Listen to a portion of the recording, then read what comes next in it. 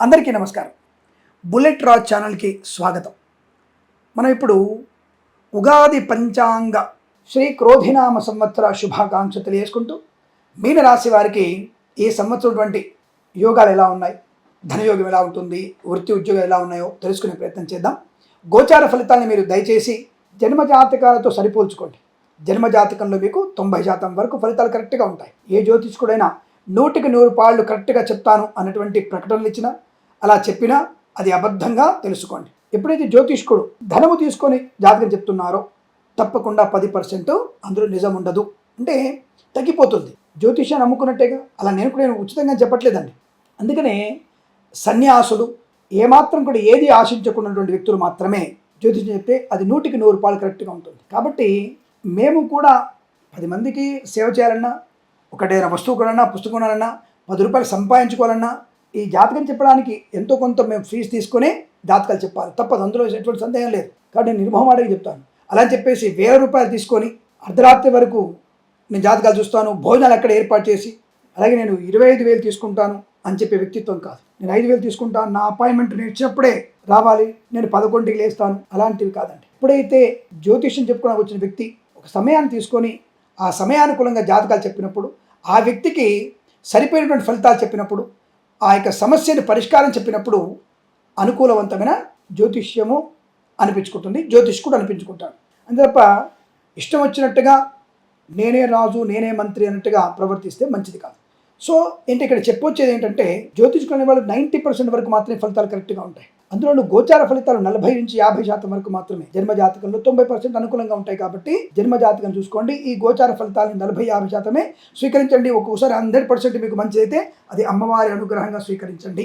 ప్రస్తుతాంశంలో మీనరాశి వారికి ఈ సంవత్సరం నుండి ఆదాయ వ్యయం ఏమిటి, రాజపూజ్య అవమానం ఏమిటి? ఆదాయం 11, వ్యయం 5, రాజపూజ్యము 2, అవమానం 4. మరి వీరికి ద్వితీయార్థం సంవత్సరంలో మొదటి అర్ధభాగంలో కన్నా, అంటే జూలై లోపల కన్నా తదుపరి మాత్రమే విశేషమైన ఫలితాలు కనబడుతున్నాయి. మరి ఈ ప్రథమార్థంలో సమస్యలు ఏమిటి? విద్యార్థులు ఏకాగ్రత లేకపోవడం, సమస్యను సరిగా అర్థం చేసుకోలేకపోవడం, అలాగే పరిహాసంగా లెక్చరర్స్ని మాట్లాడడం, లెక్చరర్స్ మీద జోక్స్ ఎక్కువ వేయడం ఈ మధ్య విపరీతంగా అయిపోయింది. తెలిసి ఒక 20 సంవత్సరాల నుంచి టీచర్లని లెక్చరర్లని ఏడిపించేటువంటి సీన్లు ఎక్కువ కనబడుతున్నాయి. బట్ పురోహితుల్ని హింసించడం, పురోహితుల్ని జోకర్లుగా చూపించడం, ఇవన్నీ కూడా కొంతమంది ఎక్కువ చేస్తున్నారు. దాన్ని మనం ఖండించే ప్రయత్నం చేయాలి, లేదా మనకి ఇబ్బంది కలుగుతుంది. విద్యా వ్యవస్థ అవమానాల పాలవుతుంది. దాని నుంచి కొంత బయటపడే ప్రయత్నం చేయండి. గురువు సాక్షాత్తుగా పరమ శివుడి స్వరూపం. కాబట్టి అతనిని ఎంత గౌరవిస్తే, అతని ద్వారా జ్ఞానాన్ని మనం స్వీకరిస్తే అద్భుతమైనటువంటి ప్రయోజనాలు ఉంటాయి. దేశానికి ప్రయోజనకులైనటువంటి విద్యార్థులు తయారవుతారు. ఈ విషయాన్ని గుర్తండి. ఇక్కడ ఈ సంవత్సరంలో అధ్యాపకులని ఉపాధ్యాయులని హింసించేటువంటి స్థాయికి దిగజారిపోయేటువంటి వ్యవస్థలు ఉన్నారు. ఆ విద్యార్థికి దూరపు చూపు లేకపోవడం వల్ల విద్యా నష్టాన్ని పొందుకుంటున్నారు. కాబట్టి జాగ్రత్తగా ఉండండి. ఇతరుల మీద ఆధారపడకండి, మాస్ కాపింగ్ పాల్పడకండి. ప్రథమార్థంలో విద్య గురించి ఎక్కువ సమయాన్ని కేటాయించండి, పూర్తి దృష్టి నిలపండి. అనవసర గాడ్జెట్స్ని పక్కకు పెట్టండి, అంటే మొబైల్ ఫోన్స్, ల్యాప్టాప్లు పక్కకు పడేయండి. తద్వారా మీకు మంచి ర్యాంకులు వచ్చే అవకాశం ఉంటుంది. ద్వితీయార్థంలో మరి విద్యార్థులకి ఫస్ట్ ర్యాంకులు వచ్చే అవకాశం ఉంది. అక్టోబర్, నవంబర్, డిసెంబర్లో, జనవరి, ఫిబ్రవరి, మార్చిలో అద్భుతమైనటువంటి విద్యా అవకాశాలు, పరిపూర్ణ విద్య, ప్రతి పరీక్షల విజయం, బ్యాక్లాగ్ పూర్తి చేసుకోవడం, అటువంటి విద్యా సంపద, విదేశాల విద్యా ఉద్యోగ వ్యాపార లాభాన్ని పొందుకోవచ్చు. ప్రథమార్థంలో రైతులకి మేలు కలిగే అవకాశం, ప్రథమార్థంలో కొంతమంది వ్యాపారాలకి శుభం కలిగే అవకాశం. ముఖ్యంగా ఈ సూపర్ మార్కెట్, కిరాణా వ్యాపారం, అలాగే మినపగుళ్ళు, చింతపండు, బెల్లం వ్యాపారం చేసే వారికి లాభం. రైతులకి 2వ పంటలో లాభం ఎక్కువగా ఉంది. 2 పంటలు పండుతాయి, కానీ 2వ పంటలోని లాభాలు ఎక్కువగా ఉన్నాయి, గుర్తుపెట్టుకోండి. మొదటి పంట సామాన్యంగా వస్తుంది. అలాగే ఈ share market, speculation, communities, crypto currency, బిట్ కాయిన్స్లలో కాస్త ఆచితూచి వ్యవహరించండి. పెద్దల యొక్క సూచనలు, సలహాలు ఎక్కువ తీసుకోండి. 2 అంటే సంవత్సరం మొత్తం కూడా. ఎందుకంటే తొందరపాటుతనంతో ఆర్థిక నష్టాలు పొందుకునే అవకాశాలు కనబడుతున్నాయి. కాబట్టి ఆ విషయంలో జాగ్రత్తగా ఉండే ప్రయత్నం. అలాగే లాటరీలు, జూదం మీకు ప్రమాదము. ద్వితీయార్థంలో కొంత పర్వాలేదు, లాటరీలు, జూదాలు కలిసి వస్తాయి, కానీ ప్రథమార్థంలో మాత్రం తీవ్రమైన ఇబ్బంది పడే అవకాశం. అలాగే కుటుంబపరమైన చికాకులు కూడా ఎక్కువగా ఉంటుంది. ఇప్పుడే పెళ్ళైన వాళ్ళు, అంటే దాదాపుగా గత 2 మాసాల క్రితం పెళ్ళైన వాళ్ళు, ఇక రేపు ఆగస్టు, జూన్లోనే ఇక లాభం లేదు, మా వల్ల కాదు, మేము విడిపోవాలి. అసలు ఏమైంది మీకు? అత్తగారు పొద్దున్న లేవడం కష్టమే, కోడలు ఈ పని చేయకపోతే అత్తకు కష్టమే, మొగుడు పిల్లల మధ్యలో అనవసర వివాదాలు, పెళ్లి కాకముందు అర్ధరాత్రి నేను ఫోన్ చూస్తే నీకు ఇబ్బంది అయిందా, పెళ్ళైన తర్వాత ఫోన్ చూడకూడదా అనేటువంటి విషయాల్లో ఇబ్బందులు. పెళ్ళైన తర్వాత ఒక వ్యక్తితో మాట్లాడితే కష్టం, మరి ఆ వ్యక్తితో అనవసరంగా పరిహాసంగా మాట్లాడడం ఎందుకు? పెళ్ళైన తర్వాత నీకు ఒక భర్త ఉన్నాడు, నీకు ఒక భార్య ఉంది, మరి వారి ముందు అసభ్యంగా ఇంకా మేము బ్యాచిలర్స్ అనేటువంటి మాటలతో మాట్లాడితే కష్టమే కదా. అటువంటివి కూడా ఈరోజు మీకు పెళ్ళైన 6 మాసాలకే ఇక మాకు పత్రాలు కావాలి. ఏం పత్రాలు అది నేను నోటితో చెప్పాల్సిన అవసరం లేదు, నాకు ఈ సంబంధం వద్దు అనుకునేటువంటి వ్యవహారాలు ఎక్కువగా ఉంటున్నాయి. కాబట్టి కొద్దిగా ఓపిక కావాలి. అదే ద్వితీయార్థంలో అదే పెళ్ళాం బెల్లం అయిపోతుంది, అదే మరి మొగుడు బ్రహ్మాండంగా ఐస్ క్రీమ్ అయిపోతాడు.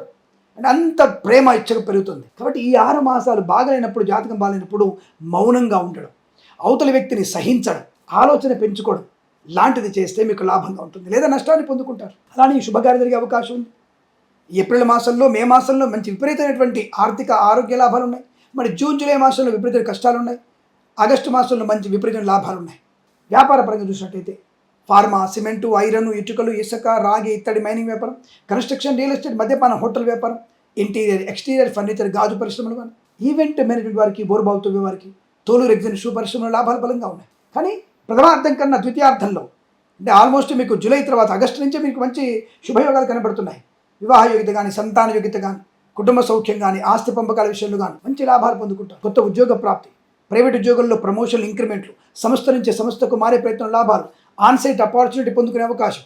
అలాగే ప్రభుత్వ ఉద్యోగంలో తాత్కాలిక ఉద్యోగం పర్మనెంట్ అవ్వడం, ఇది ఆగస్టు తర్వాతనే బాగుంది. ఆగస్టు లోపల లంచం ఇచ్చి ఉద్యోగాన్ని కొనుక్కున్నా మీకు నష్టమే, ఎందుకంటే మళ్ళీ మీరు లంచం తీసుకోవాల్సి వస్తుంది, మీరు పట్టుబడే అవకాశం. అలాగే ఉద్యోగంలో ఒత్తిడి ఉంటుంది ప్రథమార్థంలో. అలాగే ద్వితీయార్థంలో మీకు ఉద్యోగ లాభం, ప్రశాంతత, ప్రమోషన్, ఇంక్రిమెంట్, విదేశాల్లో విద్యా లాభం, విదేశాల్లో ఉద్యోగ లాభం, ప్రభుత్వ ఉద్యోగస్తులు కూడా విదేశాల్లో రాయబారి కార్యాలయంలో ఉద్యోగం చేసేటువంటి అనుకూలత పొందుకోవచ్చు. కేంద్ర ప్రభుత్వంలో ఉద్యోగ ప్రాప్తి పొందుకునే అవకాశం, బలమైనటువంటి వ్యక్తులతో మంచి ఆలోచనలు, రాజకీయ రంగంలో ఎదుగుదల అవకాశం. మరి 3 మాసాల్లో రాజకీయ రంగంలో ఇబ్బందులు ఎక్కువ కనబడుతున్నాయి. అందుకే మీరు రాజశ్యామల యోగం చేసుకోండి, దానివల్ల మంచి ప్రయోజనాలు ఉంటాయి. తప్పకుండా చండీ హోమం చేయండి, 9 రోజుల కార్యక్రమం చేయండి, 5 రోజుల కార్యక్రమం చేయండి, 3 రోజులు చండీ యాగం, 2 రోజులు సుదర్శన హోమం చేయండి. తద్వారా మీకు అనుకూలవంతమైన పరిణామాలు ఎక్కువగా ఉంటాయి. మీరు రాజకీయం గెలవాలంటే ఖచ్చితంగా ఇది మీరు చేయాల్సిందే. మళ్ళీ వెంటనే ఒకడు అంటాడు, కింద కామెంట్ చేస్తాడు, బాపునోడు బాగుపడడానికి ఇది పెట్టాడు, నువ్వు ఇస్తున్నావా, నువ్వేమన్నా చేజేతలు ఇస్తున్నావా, నీ కులవృత్తి నువ్వు చేసుకుంటున్నావు, నా కులవృత్తి నేను చేస్తున్నాను, నీ గురించి బాగుండడానికి భగవంతుని చేసేటువంటి సేవ నేను చేస్తున్నాను, నాకే ఫ్రీగా ఇవ్వట్లేవే, నేను చేసే వృత్తి నాది, నా వృత్తిని తప్పుగా మాట్లాడేటువంటి వ్యక్తి నువ్వెవరు? గ్రామ సింహానివా, అయితే నా ఇంటి సింహానివా? నువ్వు ఎవరు నువ్వు? కాబట్టి ఒక కులం వారిని తక్కువ చేసి మాట్లాడేటువంటి అధికారం కానీ అర్హత కానీ ఇంకోటికి లేదు. అందులో నన్ను అనేటువంటి అధికారం ఎవరికి లేదు, నా కుల వృత్తిని తక్కువ చేసి మాట్లాడడానికి అధికారం ఎవరికి లేదు, అర్హత కూడా లేదు. నువ్వేమైనా తీసి నా జేబులోంచి నా డబ్బులు ఇచ్చి నన్ను పోషిస్తే నా గురించి మాట్లాడు. నేను నీకు సేవ చేస్తున్నాను. ఏ సేవ చేస్తున్నాను? నువ్వు బాగుండడానికి, నువ్వు ఆరోగ్యంగా ఉండడానికి, భగవంతుని కృప వల్ల నువ్వు 100 కోట్లు సంపాదించాలని కోరుకుంటాను. నీ 100 కోట్లలో నేను ₹1 అడగట్లా, నాకు వచ్చే దక్షిణ మాత్రమే అడిగి తీసుకుంటున్నాను. కాబట్టి ధైర్యంగా ఈ బ్రాహ్మణోత్తములందరూ కూడా గట్టిగా మాట్లాడితే ఇంకొకటి మన గురించి అవాకులు చివాకులు పోయిన అవకాశం ఉండదు. కాబట్టి ఇక్కడ మీరు దయచేసి ఇటువంటి యజ్ఞయాగాదులు నిర్వహించండి, లాభాన్ని పొందుకునే అవకాశం ఉంటుంది. కళాకారులకి లాభం ఉంటుంది, అలాగే విద్యార్థి విద్యాలాభం ఉంటుంది, ఉద్యోగస్తులకి లాభం ఉంటుంది. అలాగే boutiques, beauty parlour, bamboo depot, బాణసంచి కర్మాగారం, టైల వ్యాపారం, ముద్రణాలయంలో, ఫార్మా, సిమెంటు, ఐరన్, ఇటుకలు, ఇసుక వ్యాపారంలో కూడా లాభాలు ఉన్నాయి. అయితే వైద్య బృందాల వారికి, న్యాయవాదులకి సంవత్సరం మొత్తం కూడా బాగా ఉంది. అదే వేద పండిత పురోహితులు, బ్రాహ్మణత్వంలో కూడా సంవత్సరం మొత్తం కూడా అనుకూలవంతమైన ఫలితాలు ఉన్నాయి. జ్యోతిష్య పండితులకి తప్పకుండా రివార్డులు వచ్చేటువంటి అవకాశం ఉంటుంది. ఇంటీరియర్, ఎక్స్టీరియర్, ఫర్నిచర్, గాజు పరిశ్రమలో లాభాలు, boutiques, beauty parlour, bamboo depot, బాణసంచి కర్మాగారం, టైల వ్యాపారం, ముద్రణాలయంలో కూడా లాభాలు పొందుకునే అవకాశాలు బలంగా ఉన్నాయి. సోదరుల మధ్య సఖ్యత, కోర్టు వివాదాలు సమస్యపై అవకాశం ఉంటుంది.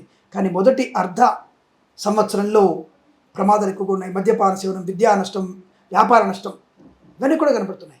ద్వితీయార్థంలో మీకు లాభము, సుఖము, సంతోషం, ఆనందం, ఐశ్వర్యాన్ని పొందుకోగలిగేటువంటి అదృష్టయోగాలు కనపడుతున్నాయి. అంటే ఈ సంవత్సరం మొత్తం కూడా ఈ రాశి వారికి శుభయోగాలు, సంతాన యోగాలు, వైవాహిక జీవనానందాన్ని పొందాలని కోరుకుంటూ సర్వేజన సుఖినో భవంతు.